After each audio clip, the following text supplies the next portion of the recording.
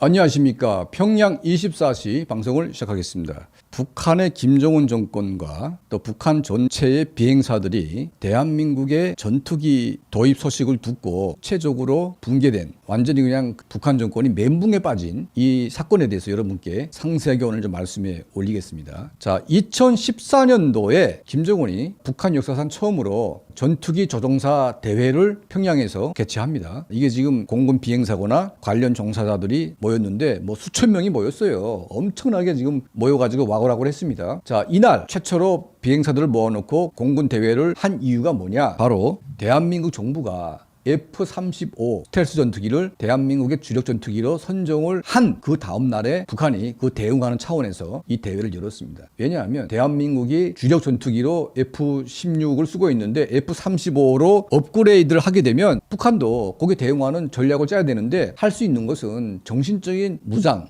그리고 자가 발전해가지고 그냥 우리가 목숨만 걸게 되면 다 이길 수 있는 것처럼 그렇게 선전을 해야 되기 때문에 이런 것을 이제 한 거지요. 자, 그래가지고 적들이 아무리 첨단 무기를 들여온다고 해도 우리는 강철의 정신력을 가지고 이길 수가 있다. 그래서 먼저 사상교육을 먼저 하고 나서 적의 실체를 알려야 되겠다. 이런 생각을 북한이 한 것 같습니다. 자, 그래서 이 대회를 하고 나서 김정은이가 비행사들을 전부 다 이끌고 백두산까지 올라가가지고 행군까지 하면서 난리가 났습니다. 인민군대 정말 대단하다. 이렇게 막 선전을 했죠. 자, 이거 하고 나서 이 공군 조종사기 때문에 정확히 정보를 알아야 됩니다. 그러니까 적과 싸우려면 적의 전투기가 어떤 성능을 가지고 있는지 그걸 알아야 되는데 대한민국이 새롭게 도입한 F-35의 성능을 이 비행사들에게 알릴까 말까. 근데 알려야 되겠죠. 왜냐면 이제 보도를 통해서 대한민국 공군이 F-35를 주력기로 앞으로 선정했으니까 그게 어떤 비행기인지 알아야 되기 때문에 먼저 대회를 하고 비행사들과 함께 백두산도 올라오고 다 해가지고 짜잔 하면서 이제 실제 대한민국 F-35의 실제 자원에 대해서 교육을 했습니다. 자, 그 결과 엄청난 파장이 일었습니다. 일본도 차세대 전투기를 F-35로 이제 했고 우리도 이제 그렇게 선정을 했는데 미국의 록히드 마틴사가 제작한 이 F-35는 첫 번째 스텔스 기능이 세계 최강입니다. 전투기에 문제가 생겨가지고 조종사가 탈출했는데 떨어진 전투기를 찾지를 못했어요, 미국이. 그 정도로 스텔스 기능이 엄청나다 이겁니다. 그래서 이 스텔스 기능도 이제 북한이 보기에는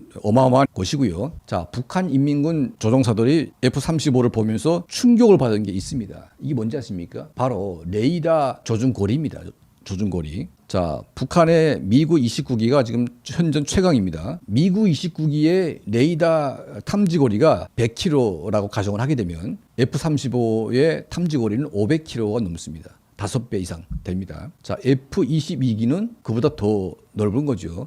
그러니까 이제 북한 전투기 1000대가 떠도 F-22기가 한 대가 뜨게 되면 다 소멸할 수 있는 이유가 나머지 비행기들은 F-22기가 들어온지도 모릅니다. 들어온지도 모르고 얻어맞아가지고 다 떨어지기 때문에 생존할 수가 없어요. 자, 그러면 이 F-35의 레이더 조준 거리가 500km라고 이제 북한 조종사에게 딱 알려주는 순간 북한 전투기 조종사들은 입이 다물어지지 않는 거예요. 이게 말이 되냐 이게. 아니, 싸움이라는 것도 체급이 같아야 되고 기술이 비슷해야 싸움이 되는 것이지 이거는 완전히 체급도 다르고 거기에다가 완전 최신 무기까지 가지고 맨몸으로 싸우라고 하는 그런 거하고 똑같은 거죠. 그러니까 가미가지 하고 싶어도 가미가지 할 수도 없어요. 이미 북한 전투기들이 날아오는데 5배나 먼 거리에서 우리 전투기들은 북한기를 발견을 합니다. 그래서 북한 전투기들은 어디서 날아오는지 모르는 총탄이 맞아가지고 다 떨어지게 돼 있다는 얘기입니다. 그러니까 전쟁은 하나만한 이제 그런 이야기다 보니까 전체 전투기 조종사들이 F-35기에 대한 소식을 듣고 나서 입을 다물었습니다. 그리고 보위부가 몰래 조사를 해보니까 패배주의, 이 낙담한 이 모습들이 그냥 전체 북한 공군에게 다 퍼졌습니다. 그러니까 전쟁을 할 수도 없고 전쟁 일어나게 되면 북한 전투기는 그냥 싸울 수 없다. 이게 이겁니다. 그러니까 이제 F-35기에 대한 재원을 북한 조종사들에게 알려주다가 갑자기 중단시켰습니다. 이거 할 필요 없다. 하나만 하다. 그때 이미 알려졌기 때문에 몽땅 지금 북한 전투기 조종사들이 멘붕이 온 상태였습니다. 자, 그리고 나서 북한의 낙후한 전투기 미구 23, 24, 19 이런 전투기들이 쌓여있는 몇 개의 비행장이 없어졌습니다. 그리고 거기다가 원실농장을 지었어요. 왜냐하면 그런 전투기들은 있으나 마나 아니겠습니까? 자, 그런데 요즘에 북한의 김정은이 뭐 했지 않습니까? 이 낡은 전투기를 자폭 드론 전투기를 만들어가지고 그 안에다가 소프트웨어 깔아가지고 이 비행기에다가 비행사를 태우지 않고 자폭 그냥 비행기를 만들었다는 그런 얘기가 있습니다. 그러니까 아무리 자폭으로 띄운다고 저공으로 띄운다고 해도 그게 안 걸리겠습니까? 자, 이 현존하는 최강 전투기 F-22기, 이제 F-35기가 있는데 스텔스 성능에다가 레이더 성능까지 엄청나기 때문에 이 전투기가 대한민국의 주력 공군기로 이제 들어오기 때문에 북한은 이제 포기했습니다. 김정은이가 러시아에 가가지고 수-35에 이제 탑재를 했습니다. 이게 바로 러시아의 주력 전투기입니다. F-35와 비슷한지 모르겠지만 꾸부러지 만든 전투기입니다. 자, 이 김정은이 수-35에 올라와가지고 조종사로부터 직접 이 성능을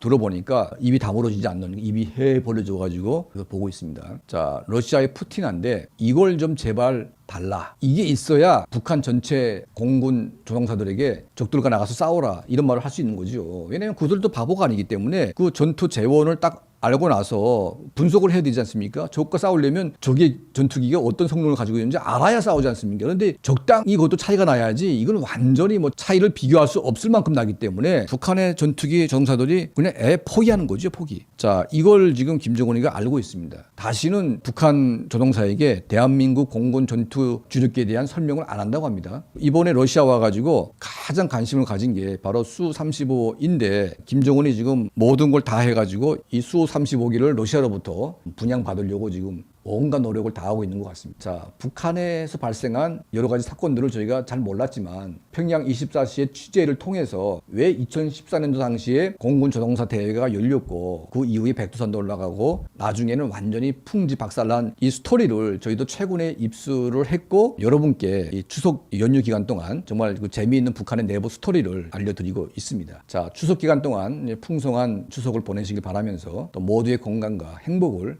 함께 기원합니다. 자, 대한민국의 최강 전투기 F-35 이것 때문에 북한 공군 전체가 완전히 폭삭한 이 통쾌한 소식을 오늘 여러분께 즐거운 마음으로 전해 올립니다. 감사합니다.